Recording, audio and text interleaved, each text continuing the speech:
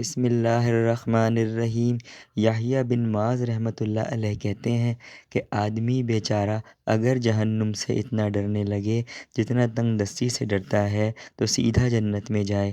ابو سلیمان درانی رحمۃ اللہ علیہ کہتے ہیں کہ جس دل سے اللہ کا خوف جاتا رہتا ہے وہ برباد ہو جاتا ہے۔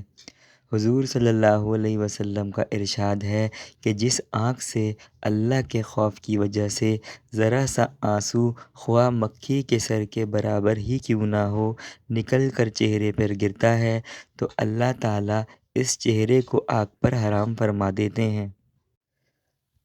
حضور صلی اللہ علیہ وسلم کا ایک اور ارشاد ہے کہ جب مسلمان کا دل اللہ کے خوف سے کانپتا ہے تو اس کے گناہ ایسے جھڑ جاتے ہیں جیسے درختوں سے پتے جھڑتے ہیں۔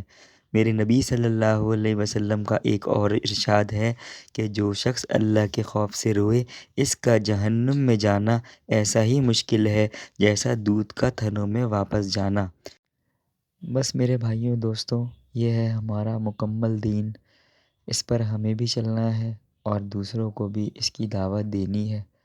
ہم بھی اللہ کے ماننے والے ہیں اور دوسروں کو بھی ہم کو ان کے حقیقی رب کی طرف بلانا ہے۔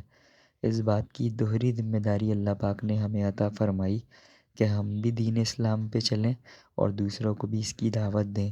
لیکن آج مسلمان خود دین سے دور ہے، اس لیے دوسرے بھی دین کی طرف نہیں آتے۔ تو ہم خود بھی دین پہ چلنے والے بن جائیں اور دوسروں کو بھی اس مبارک دین کی دعوت دیں تاکہ ان کی دنیا اور آخرت دونوں سنور جائیں۔